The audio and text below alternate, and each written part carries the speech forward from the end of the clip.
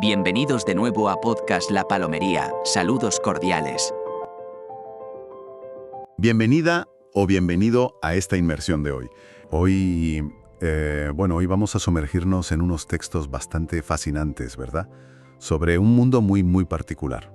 Sí, el de la colombicultura, o el palomeo, como se dice más por la calle. Exacto. Y nos vamos a centrar en un palomo. Bueno, una figura casi de leyenda. Machín el Jartible. Eso es. Tenemos unos escritos de Luis Nano, originales de 2007, más o menos, que nos cuentan la vida, las hazañas de este animal. Efectivamente. Y es una manera genial de asomarnos a una subcultura que tiene miga, ¿eh? Vamos a ver quién era este machín, claro. Por qué le llamaban Jartible. Y también Garlocho, que tiene su aquel. Y sobre todo, qué nos dice su historia sobre esta afición a los palomos de trabajo. Que tienen sus códigos, sus tensiones. Justo. Sus reglas no escritas. Y bueno, sus piques, vamos. La misión de hoy, podríamos decir, es intentar desgranar un poco esa leyenda de Machín. ¿Era un héroe para su dueño? ¿Un villano para otros? O quizás algo intermedio, ¿no? Simplemente un palomo, pues, excepcionalmente bueno en lo suyo. Vamos a verlo. A ver, empecemos por el principio. ¿Quién era Machín? El nombre, oye, ya de por sí es curioso para un palomo, ¿verdad? Sí, llama la atención. Pues mira, su origen es musical, curiosamente. ¿Ah, sí? Sí, según cuenta Luis Nano, el autor de estos textos, fue un colega suyo, palomero, José el Feria, quien le puso el nombre. ¿Y por qué Machín? Porque al parecer este José era muy fan del cantante, de Antonio Machín, y decía que el palomo se movía por el cielo pues con esa constancia, ese ritmo, ¿sabes? Como las maracas del cantante. ¡Qué bueno! O sea, un palomo con ritmo. Algo así. Era un palomo de los que llaman de trabajo, criado y volado allí en el Tejar, en el puerto de Santa María. ¿Era de allí, del puerto? No exactamente. Llegó de La Plata, que está en Jerez. Tenía solo unos 5 meses. Ah, muy joven. Sí. Hay una nota en un texto que dice que fue un regalo, allá por 2006, de un tal el Willy de La Plata. Así que, un jerezano en el puerto. Y parece que se hizo notar enseguida, ¿no? Los textos dicen que era muy activo. Muchísimo. Que rondaba mucho los frailes, Molino, los madrileños y la Caridad. Vamos, que controlaba la zona. Totalmente. Un explorador, sí. Nano dice que le entraba todo lo que salía al paso. Vamos, no se cortaba. ¿Y cómo lo describen, aparte de activo? Pues mira, lo pintan como muy volador, insistente buscador, perseguidor y una cosa curiosa, meloso. Meloso. Un palomo meloso. ¿Cómo es eso? Pues parece que se refiere a cómo se comportaba en el suelo, con las hembras. Ajá. Dice que era muy atractivo, que hacía constantes movimientos de acercamiento, buscando siempre la posición, ¿sabes?, para atraerlas, para llevárselas. O sea que no solo era bueno persiguiendo en el aire. No, también en el cortejo cercano. Y oye, los resultados están ahí. Tuvo una carrera Sí. destacada, muchas capturas. ¿En qué época? Durante la temporada oficial, que allí es del 1 de noviembre al 15 de mayo. Y ojo que ya desde su primer año, empezó a destacar. Claro. Me imagino que tanta eficacia, pues no gustaría a todo el mundo, en el mundillo este. Lógicamente. Y de ahí vendrían los apodos. Jartible y Garlocho. Pero vamos a pararnos aquí un momento. ¿Qué quieren decir exactamente? Son palabras muy de allí, del argot. Jartible, bueno, aquí se usa como eso, insistente, pesado, que no para hasta que consigue lo que quiere. Ya. Imagínate el palomo que no deja en paz a las palomas de otro, que las sigue y las sigue. Pues claro, para el dueño de esas palomas es un palomo jartible, Ya. un incordio. Entendido. La virtud de uno es el fastidio de otro, ¿no? Exacto. Y Garlocho, pues suena un poco feo, ¿verdad? Sí, suena despectivo. Y lo es un poco.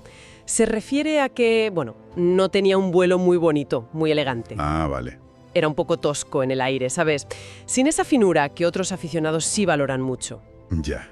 De hecho, el propio Nano cuenta que oía a otros desde las azoteas gritarle: «Quillo, ese Garlocho es tuyo, no da por culo». Qué directo. O sea, oye, ese palomo torpe y pesado es tuyo, que lata. Eso mismo. Es que es fascinante ver cómo se mezclan criterios tan diferentes en esta afición. Por un lado, la eficacia de Machín, que era brutal. Indiscutible. Y por otro, la estética, el estilo de vuelo, que ahí parece que flojeada. Exacto. Y Nano reflexiona sobre eso. ¿Qué dice él? Pues opina, o sea, no ser Mister Elegancia en el aire no le quita mérito a un buen palomo de trabajo, como era Machín. Pero entiende el cabreo. Claro, entiende perfectamente que esa insistencia, esa forma de volar, pues molestará a otros. Sobre todo, dice él con ironía, a los que quieren el cielo para ellos solos. Ahí está la tensión, claro. Y esa tensión, por lo que veo, marcó la fama de Machín. Sin duda, es que su fama de jartible venía precisamente de su éxito. Lógico. El hecho de que capturara palomas de zonas tan distintas, los frailes, Molino, los madrileños, confirmaba lo lejos que llegaba y lo insistente que era. Cada captura era una medalla para él y un problema para otro. Justo. Y motivo para que se hablara de él, a veces con admiración por lo bueno que era, pero otras con fastidio. Su mala fama, como dice Nano, era pues la otra cara de la moneda de su éxito. Hablamos de un palomo que marcó una época, para bien y para mal. Una carrera muy intensa. Fue larga. ¿Qué sabemos de su final? Pues mira, lamentablemente, fue intensa pero corta. ¿Así? Desapareció en combate. Es la expresión que usa Nano. Tenía poco más de 2 años, muy joven. En combate. ¿Y cómo fue eso? ¿Se perdió sin más? Al principio, su dueño no lo supo. Un día simplemente no volvió. Vaya. Y la verdad la descubrió bastante tiempo después. Y de pura casualidad. ¿Cómo? Cuenta. Pues Nano cuenta que estaba un día en la cola de un asador de pollos, cerca de su casa. Ajá. Y coincidió con otro aficionado. Se pusieron a hablar de palomos, como es normal. Lo típico. Y fue entonces cuando este otro le contó qué le había pasado realmente a Machín. Le habían pegado un plomazo. Un plomazo. Un tiro. Le dispararon. Exacto, un disparo. Así terminó. Un final, pues muy abrupto, muy violento. Qué fuerte. Y lo más revelador es que, por comentarios que otra gente dejó en los textos originales de Nano cuando se publicaron en Internet, parece que estas cosas, aunque obviamente son ilegales y una pena, pues no eran tan raras. ¿En serio? Sí, en ese contexto de rivalidades, de molestias por palomos como Machín, que eran tan eficaces, pues parece que a veces pasaba. ¡Qué barbaridad! ¡Qué triste final! Y dice mucho de las pasiones que mueve esto. Pero bueno, más allá de ese final, los textos de Nano tienen anécdotas que son como pequeñas ventanas a ese mundo, ¿no? Totalmente. Hay una sobre una paloma pichona que parece clave. Sí, esa anécdota es oro molido para entender cómo funcionan las cosas ahí. Las relaciones, las reputaciones. A ver, cuéntala. Empieza con otro aficionado, de otro barrio. Este hombre, según Nano, era de los que estaban muy quemados con los palomos de trabajo como Machín, que les invadían el cielo. Vale, uno de los afectados. ¿Y qué le pasa? Pues un día este hombre encuentra una paloma pichona, muy jovencita, perdida. Era de un vecino de su mismo barrio, se había quedado fuera del palomar. Ajá. ¿Y la devuelve? ¿Qué va? Al aficionado le gusta la paloma, le ve buena pinta, y en vez de devolverla a su dueño, Ajá. decide quedársela. Hombre, pero ¿así por las buenas, sabiendo de quién era? Eso cuenta Nano. La coge, la encierra en su palomar y la cría él, en secreto, pensando que el vecino con el tiempo pues la daría por perdida. Qué cara, o algo más que cara. Bueno, ¿y qué pasa luego? Pues pasan los meses, la paloma crece. Cuando tiene unos 6 o 7 meses, el aficionado piensa, bueno, ya ha pasado tiempo, nadie se va a acordar, y decide empezar a volarla. La suelta. Y aparece Machín el jartible. Me lo veo venir. Bingo. El guión estaba escrito, vamos. Machín, fiel a su estilo, la ve en el cielo. La engancha, que es como dicen cuando la corteja y la conquista volando. Se la quita al otro. Exacto, se la arrebata al palomo macho que iba con ella, que era del aficionado este, y se la lleva derechita a su palomar en el tejar. Y por la tarde, Nano consigue encerrarla. Vale. Machín cumple su misión. ¿Y qué hace Nano, el dueño de Machín, con esa paloma capturada? Pues Nano hace lo que él considera correcto, ve que lleva anillas, o sea que tiene dueño, pero no tiene el teléfono, no sabe de quién es. Lógico. Así que la guarda un tiempo. Unas 2 semanas, dice, esperando a ver si alguien pregunta por ella, si la reclaman. ¿Y la reclaman? Nadie. Pasan las 2 semanas y nada. Así que Nano, pues siguiendo la costumbre, se la regala a un amigo suyo, Palomero de Jerez. Hasta aquí, bueno, otra captura de Machín, el supuesto ladrón. Claro, eso podría parecer, pero la historia tiene un giro. Lo imaginaba. Un giro que lo cambia todo. Y que Nano no descubre hasta mucho después, quizá un año más tarde. ¿Y cómo se entera? Pues hablando, otra vez de casualidad, con otro aficionado distinto, de esos que se enteran de todo. Y sale la historia de aquella paloma.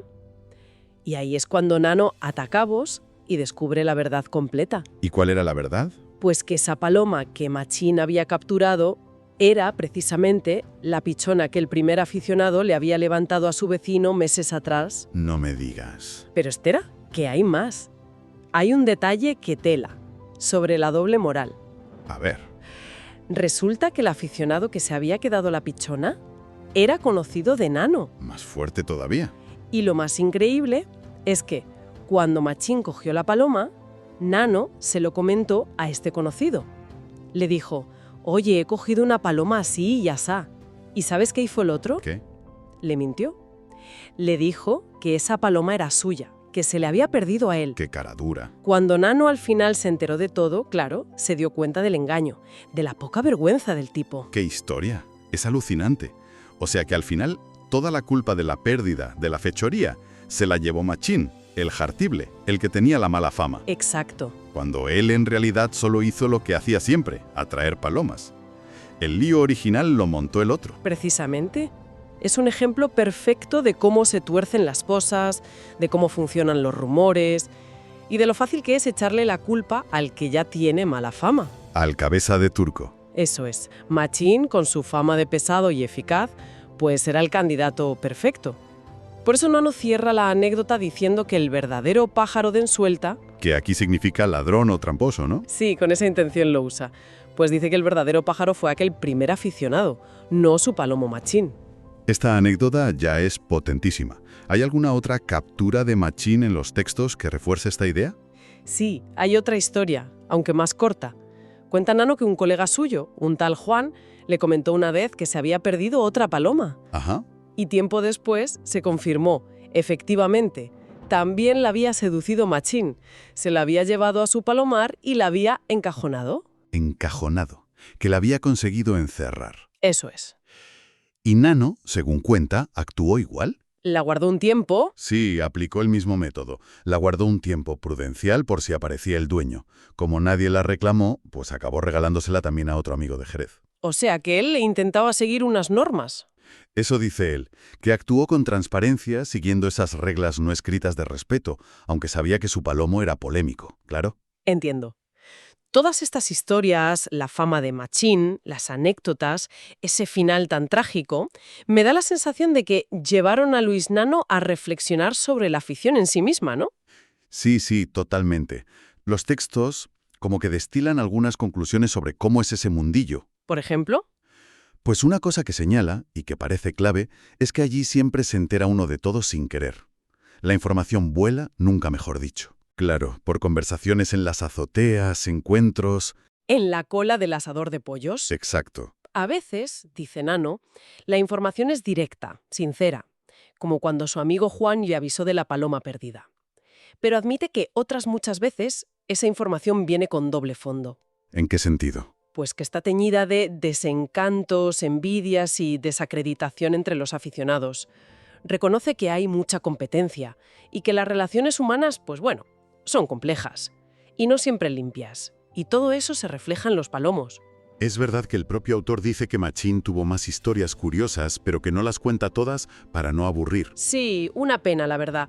Seguro que eran igual de interesantes para entender esas dinámicas. Pero sí que cierra sus reflexiones con una frase final, ¿no?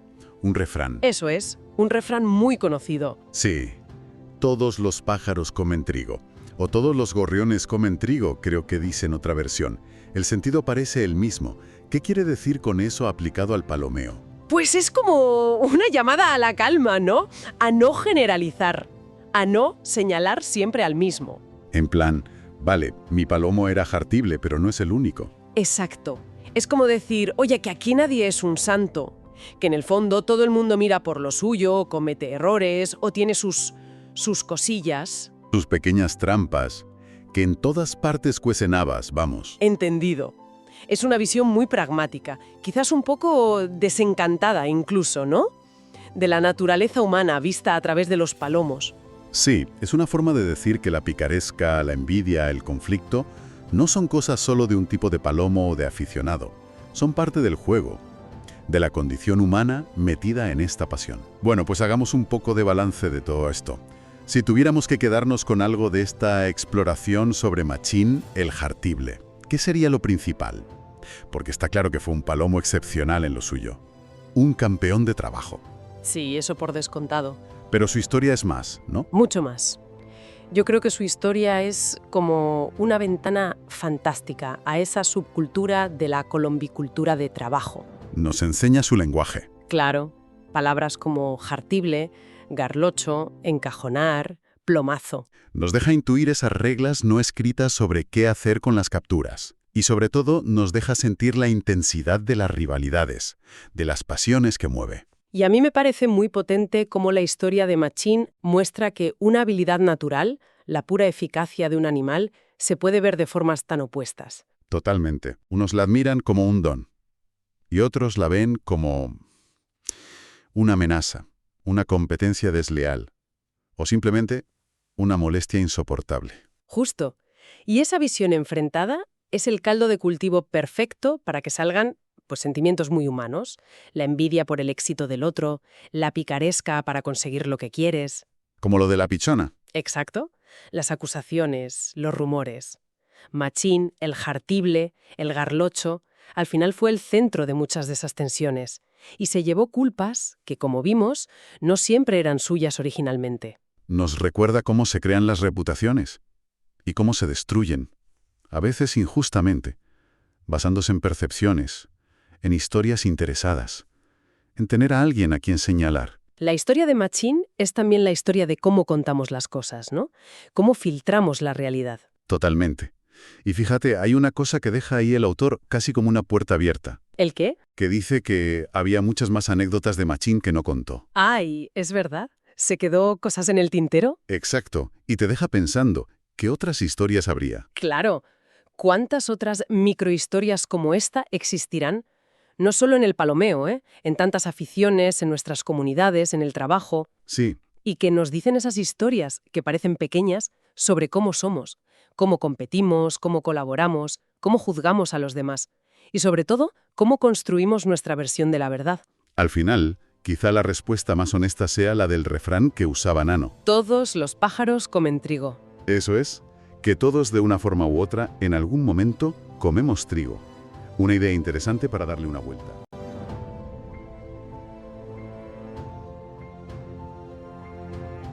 Os recuerdo que en La Palomería podréis encontrar artículos de ayer y hoy, hemeroteca palomera y mucho más referente a las palomas de raza y trabajo. Saludos cordiales y gracias por visitarnos.